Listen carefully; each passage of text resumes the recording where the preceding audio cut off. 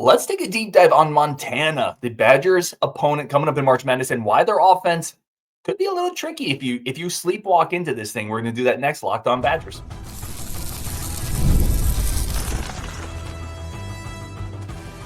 You are Locked On Badgers, your daily podcast on the Wisconsin Badgers. Part of the Locked On Podcast Network, your team every day. What is going on, Badger fans? Welcome to Locked On Badgers, your team every single day, part of the Locked On Podcast Network. I'm your host, Ryan Harings. Thrilled that you are here with us today. Today's episode brought to you by Nissan, the all-new 2025 Nissan Armada. Stay with us for the Armada Team of the Week later in the episode. Today's episode, we are doing a Montana Grizzlies deep dive, keys to the game, breaking down their offense, defense, players to watch, plus big picture thoughts. And we are joined by the incredible Coach Gauthier, which is always awesome because shows like this get us smarter, gets me smarter. We're really honored to have you here, man, as we break down Montana. Big picture, I want to start here. I mentioned it in the tease. I think if Montana wins this game or even makes it scary, I think it's their offense that does it. No doubt, Ryan. And diving into Montana, best time of the year is like Christmas. But diving into it offensively, they are elite offensively. Actually, in their last 10 games and doing some research on them, they are 6th in offensive efficiency.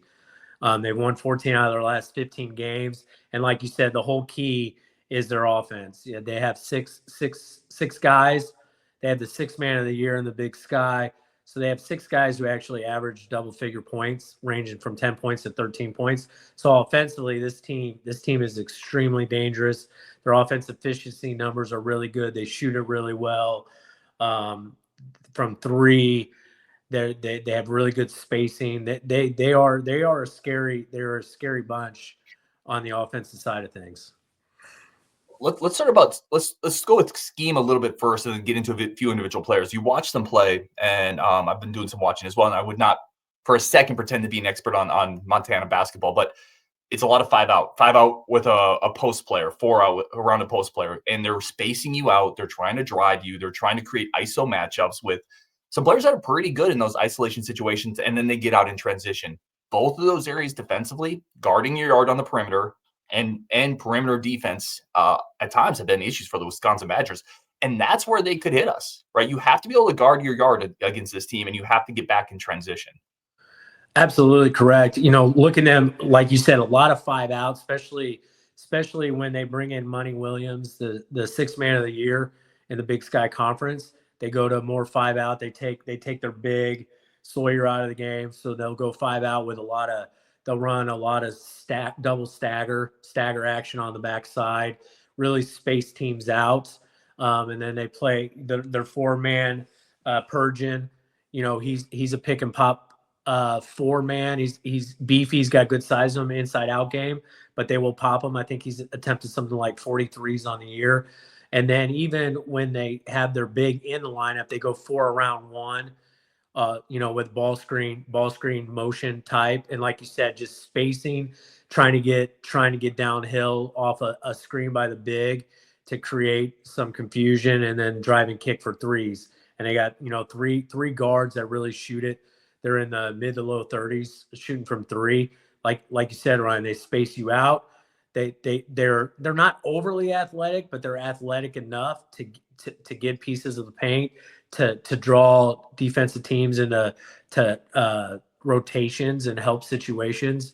And they're extremely dangerous defensively or offensively. They run really good stuff. They're 2nd in the Big Sky offensively in scoring offense and 2nd in 3-point shooting. So like you were alluding to, we've talked about it. The Badgers can struggle against perimeter-orientated teams, and the Grizzlies definitely can be very dangerous. The Badgers are going to have to do a really good job on their ball screen coverages and trying to keep the ball out of the paint and staying out of rotations. Do you think the Badgers make any adjustments here? Do you think the thought I had is when Montana goes small, they take their big out. Money Williams comes in, and you really just have a lineup of 6'5" guys, like 6'5", 6'4". They're beefy. Like you said, their guards are big guards. They're 6'5", 210. They're long. Did that go small in that situation, or do you just stay big and then punish them on the opposite side? That's a great question. That's always that, as a coaching staff, that's always, a give and take. Do you force them to adjust to you, or do you adjust to them. My only argument is, to your point, with the Badgers going smaller, that I think it might be a good idea for Coach Gard and the staff to do, is just for the simple fact that that's how Montana plays, and they don't really have any other options. So if you don't match their smaller lineup and their 5-out action, I don't think the Badgers, for the majority of the year, they switch 1 through 4, but they haven't been switching Crowl or Gilmore or Winter when they're the 5. And I think it's really shored up some of their defensive issues they had earlier in the year. I don't think this is a team, and I don't think the Badgers would want to switch 1 through 5. So then, like you said, they go to a 5-out and you don't go to a smaller lineup, then you're really getting, then you got Crowl and Winter trying to guard a smaller guard, strong forward, small forward guy on the perimeter. Not sure that's best for the Badgers. So I think you could see a lot of lineups with, maybe Gilmore at the 5. You could put Kamari in there with Tanji, Blackwell, and Klesmit, and go smaller. I think that is one wrinkle, and it's something definitely for fans to watch, to see as the game progresses. That's why I also think, we talked about JMU last year. I think getting off to a good start is critical for the Badgers, for the simple fact is, Ryan, if the Badgers get a lead early, then they can play a bigger lineup and just pound the Grizzlies inside. But if you get behind early like they did against JMU, they never recovered after that first media timeout. I think it was 12-2 or something like that. Yeah, I don't want to talk about that game. That game was horrible. You're totally right. It was over. Like, you got to get on the tracks quick. I think the other thing here, I'm curious of your take on this. When you look at that Montana lineup against some of these bigger guards that they have, I feel like those are pretty good matchups defensively for Blackwell and Tanji. Whereas a lot of the guards that have given us trouble are the quicker guards, all of a sudden guys getting into the paint. Montana has one guy like that. It's Brandon Withy, who's 6'1". He's pretty quick. But for the most part, their guards are a little bigger, physical. I almost think that matches up a little bit better with our type of defense right now. No, I agree. Absolutely. Like you said, Whitney's got a little more wiggle to him. Malik Moore is 6'5". He doesn't have the explosiveness or the blow-by ability, but he is longer. He's got a little length to him and can get in those. But to your point, their guards aren't athletic guards. Even Kai Johnson, their starting point guard, he's bigger point guard or whatever. But again, he's not shifty. He's not overly quick. So especially to your point, Klesmit, Tanji, Blackwell, I think from an athletic standpoint, I think the Badgers have those guys are more athletically superior to what the Grizzlies can throw at them. So I don't think it's going to be an issue like JMU was.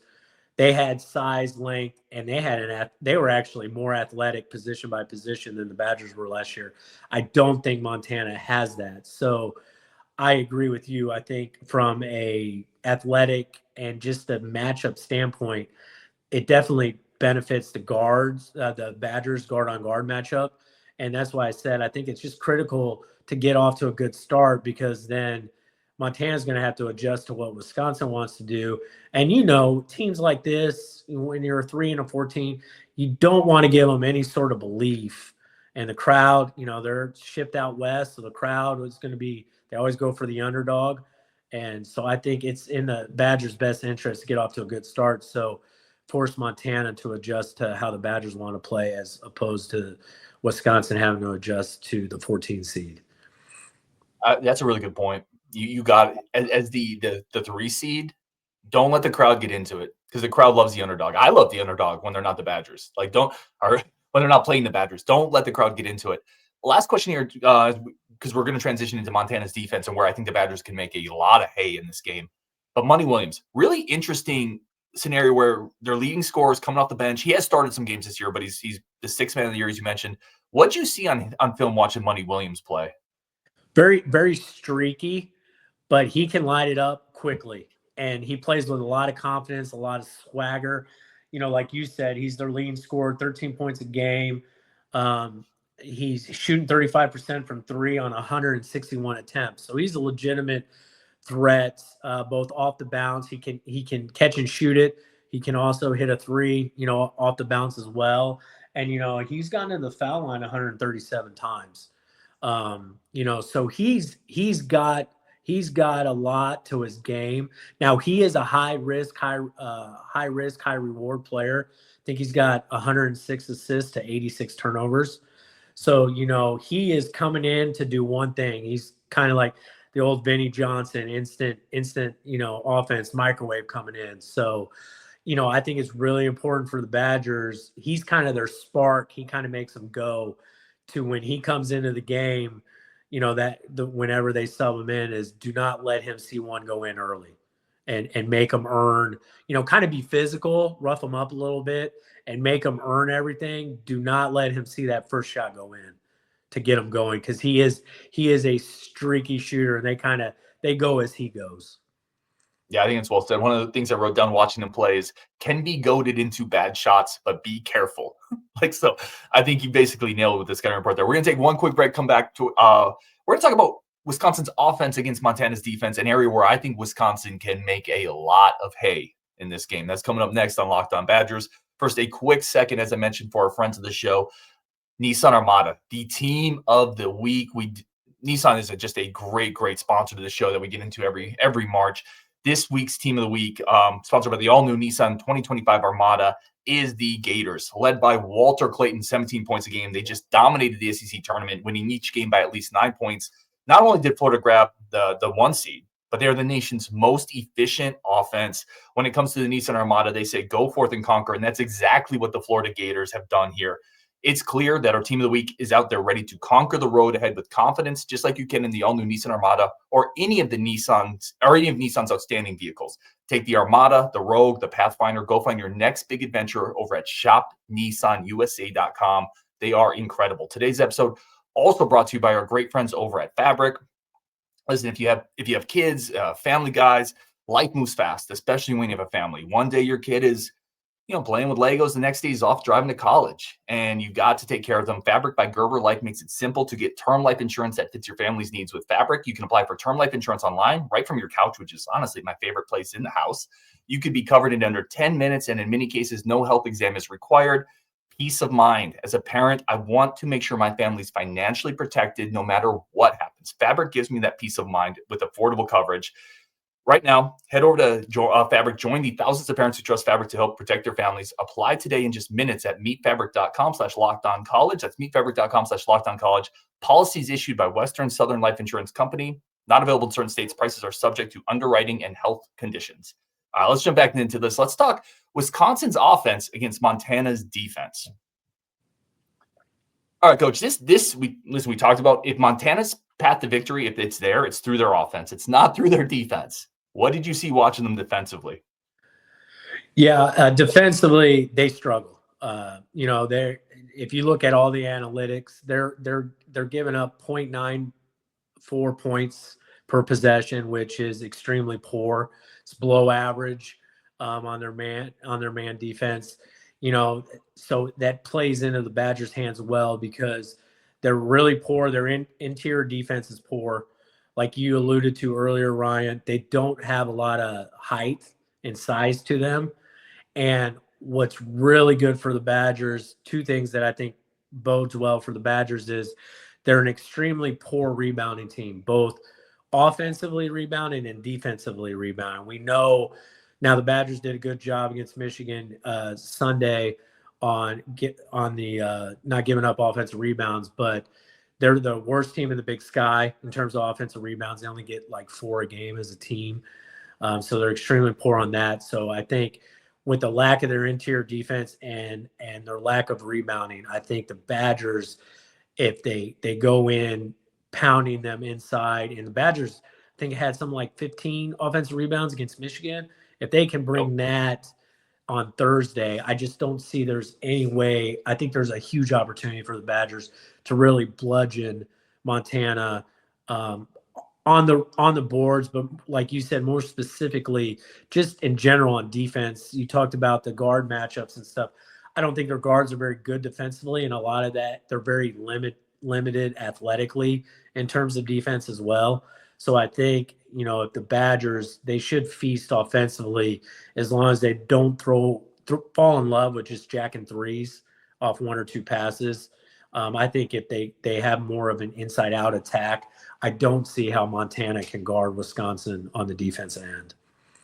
I think it'll be a travesty. I think your point is dead on your last one there. It's going to be a travesty if they don't go in the paint more in this game, off the bounce or via the post, either way. Because the difference here with JMU last year, JMU wasn't a big team either in the paint. We had a size advantage in the paint against JMU, but they played a more pressure defense. They would push you out more. They had more athleticism at the perimeter. This team doesn't have athleticism at the perimeter or size to protect the rim. Blackwell and Tanjay should feast getting to the paint against these guys. They should have a feast. And then Crowl and Winter should as well. This is a team, if you look analytically at Montana, they struggle against triple handoffs. That's a big part of what we do. They struggle against the pick and roll. The more you put them in action, the more you hit the paint, the more you run your offense, the more they get put in a blender. There's no excuse to not hit the paint against this team. Yeah, and I think one thing the Badgers have really done a good job over the past, month or so offensively, as they're playing, especially when Winter and Crowl are in there, they're running the high pick and roll, but then they're lifting either the Crowl or Winter, the 4 or 5 behind on the roll and replace action into a high-low action. If they go to that, then they put a shooter, specifically Tanjay, on the back side of that roll and replace action. If the Badgers go to that offensively and play that high-low with a Tanjay on the back side, I don't see how there's any way Montana is able to defend that, because like you said, they go 6'5", 6'5", 6'8". That's their listed height. So they're even smaller than that. I don't see how they stop that. And like to your point, Tanjay and Blackwell attacking off the bounce, I don't see how they keep those guys, off the foul line away from the rim, as long as, like you and I talked about, is the Badgers have more of an inside out attack. We know the Badgers are going to shoot a lot of threes. All we're basically saying is get a paint touch, get a post touch, kick out for those threes, put pressure on the paint, put pressure on the rim. Don't settle for jump shots, because if you settle for jump shots, that takes away your player-by-player athleticism advantage and play into the hands of Montana, because they cannot guard Wisconsin if they run their stuff effectively. Well, and it also fits into what Montana wants to do offensively. Montana's good in transition. They're 92nd percentile in transition offense. They want to get out and run. Those long shots fuel runouts. So you have to control the offense and bully them a little bit. And like to your point, that doesn't mean not shoot threes. That means shoot the threes you want to shoot, and not the dribble down with 18 seconds left on the shot clock, no passes, fire up a three, because it's a decent shot. They can get excellent shots against this defense whenever they run their offense. Will they be patient enough to do it is a question. Absolutely. And I think the huge advantage the Badgers have is I think they can just live the whole game at the foul line if they commit to your point, just attack mode. We know how good Tanjay is getting to the foul line. We know how good Blackwell, when he decides he wants to attack the rim. And Klesmit can does a good job getting to the foul line too. I just think if the Badgers had that mentality that you're alluding to, I just don't see how Montana can keep them off the foul line and keep them away from the rim. Yeah, I agree. If you're Montana, if you're in that coaching room and you're breaking this game down, don't you want to look at that Michigan State game, that Michigan game, and just say, let's just let them shoot. Like, maybe we'll get lucky and they don't hit shots, because they have a habit of just shooting no matter what and ignoring the post, ignoring the drive.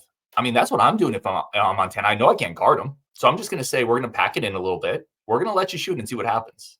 Yeah. And to your point, Ryan, I wonder if they take a look. Obviously their staff is looking at all the Badgers game. I wonder if they look at that Penn State film and they throw, to your point, that, they throw in a little zone action, or you can play a soft man that's technically a zone anyway, and just stay inside the 3-point line and bait the Badgers in to just settling for jump shots, so I wouldn't be surprised. To your point, Montana's got to do something because man on man, they just don't match up. So it wouldn't surprise me at all if they went, to your point, soft man, or even threw some zone at the Badgers.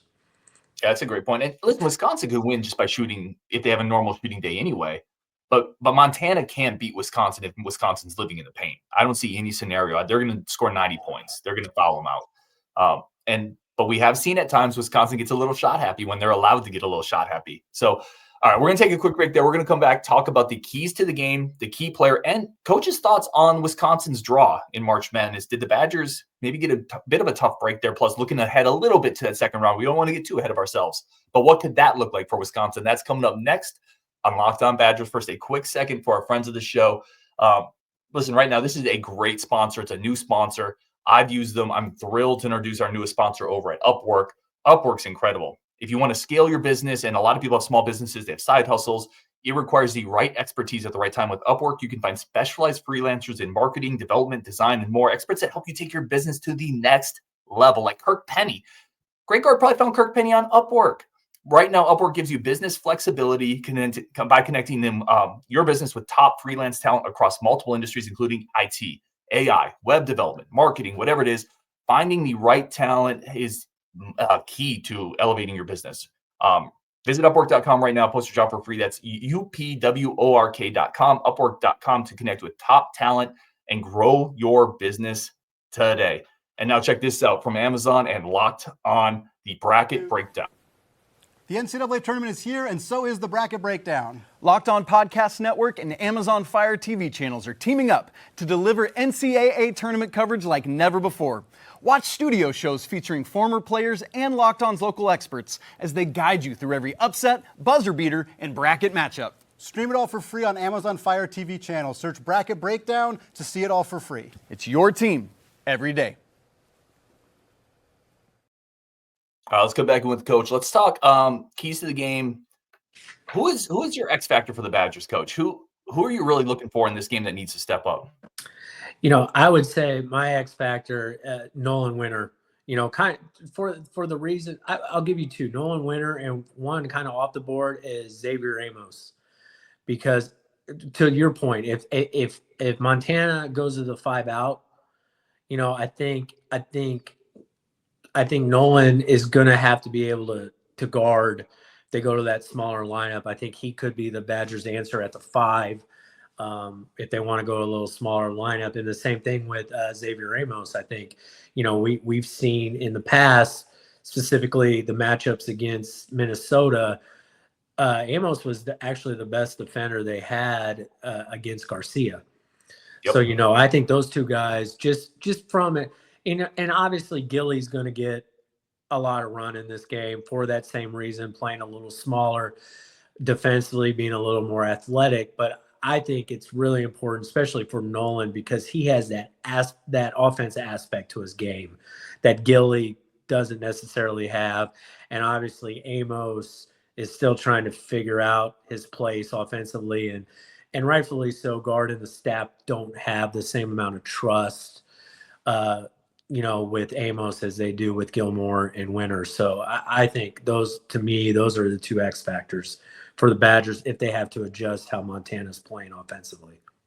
Yeah, I love the Amos one because he's the guy that gives you he gives you that athleticism that you can play small and still have some size out there. And it seems like it's always 2 steps forward, 1 step back a little bit with him. But I think defensively he's been pretty good the last couple of games. He's been playing with effort, energy. He's been rebounding. He's been protecting the rim. He can get up and down in transition. He can still space the floor. I love that one. There's a part of me that just wants to say Stephen Crowl because I want to see play well enough that they don't go small. Because if you just dominate on the glass, they're throwing it down to you, they're doubling you, you're finding shooters. They have no answer for Crowl if Crowell's playing really well. Now they're still going to spread him out. They're still going to put him in some spots, but I think offensively and on the glass, he can just give them so many issues that it might be worth it at times. What's your score prediction here? Like, what do you think happens in this game? I know I keep repeating myself. I'm like a broken record, but I really think the first 4 to 8 minutes is enormous. And, I do think I think the Badgers kind of got a short end of the stick in terms of playing that first, going out west and, playing the last game on Sunday and having to play the first game out west on Thursday. I don't think the committee did them any favors. We've talked about it. They were gassed on Sunday. They gave a really good effort, but you could tell they just didn't have a lot left in the tank. So, I think the first 4 to 8 minutes is critical for the Badgers. I think going into it, I think the first half is going to be a lot closer than yourself and myself and Badger fans over the country want it to be. But I think it's going to be, maybe a 4 to 6 point game in the first half, and then the Badgers kind of start to figure it out, kind of wear them down. And I haven't seen a line on it yet. The point spread. I saw minus 17 is the line I saw. Minus 17, because I would say probably I would think the Badgers 12 to a 16 point win I kind of see, because I do think Montana's playing with a lot of confidence, winning 14 out of their last 15. And, the way they shoot it and stuff, I think there's going to be some hairy moments. But I think all in all, you and I have talked about it. I'd be surprised and disappointed if the Badgers don't handle them, over a 40-minute game. Yeah, I think that your score prediction's right there about where I'm at. I think just under that line makes sense to me. I do think there's an element to this team that lost to JMU last year, and this is an intangible thing, and this may or may not come to fruition, but Klesmit was part of that. Crowl was part of that. Blackwell was part of that. Kamari McGee was part of that. Gilmore was part of that. Gard was part of that. I just can't see this team dropping an egg 2 straight years in the first round. I just think the leadership is too strong. I think quite frankly, the give a crap factor, I think they're going to be ticked off. I think they're going to be ticked off about going to Denver. I think they're going to be ticked off about not getting Milwaukee. So I think that's going to work in their favor. Maybe that's a bunch of hooey, but I do think the veteran leadership on this team remembers the fallout from the JMU game, and I don't think they'll let it happen 2 years in a row. I agree. I think that's a really good point, because I also think, like you said, those guys that experienced that disappointment last year, and I don't think you can underestimate, throw Tanjay in there too, because this is his last go around. And, I know he was disappointed. He did not play well on Sunday. He doesn't want to go out like that. So I just think Tanjay is, he just has a different mentality. And I like his mentality. What he said at halftime interview of the Michigan game, where he's like, I don't care how many points that I score as long as we get the win. I just think his attitude's infectious with the Badgers. And I see Tanjay and those guys, the veteran guys, like you said, being ready to play. Let's finish up here. We're not going to get too far ahead of ourselves, because hopefully I can get another chance to talk to the coach before round 2 if it happens. But who should Badger fans? So round 2, it's either going to be, if Wisconsin beats Montana, it's either going to be VCU or BYU. Who should Badger fans root for in that matchup, and why? Yeah, I gotta admit, I nerd out on all this stuff, and from a coach's perspective, and fans around the country know, the NCAA tournament, it's all about matchups. So when the bracket gets laid out, I was looking at, okay, who were the other 6 seeds that the Badgers could have got? Because I got to be honest with you, Ryan, I've seen a lot of Big 12 basketball this year. BYU scares me. They're really deep. They shoot the three. They shoot more threes, I think, than the Badgers do, and they shoot at a really high clip. They go 10 deep. There's no drop off from when they go to the bench. They have guards galore. They have an athletic big. They really scare me from, like we talked about, being able to spread you out and shoot it.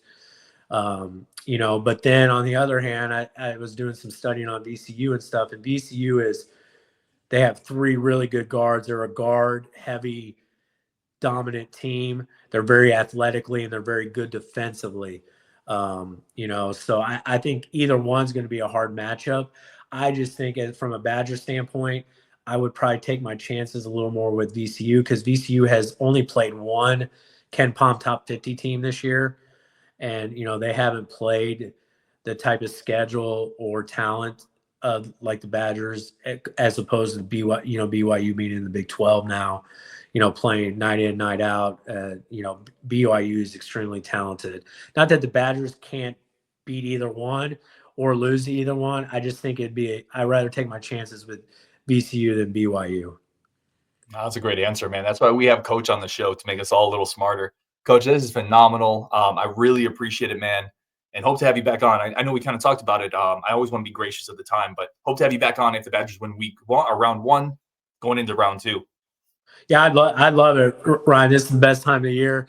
Would love to hop on with you after a Badger win on Thursday, and then we can break down either VCU or BYU and figure out how we can get to the Badgers to the Sweet 16.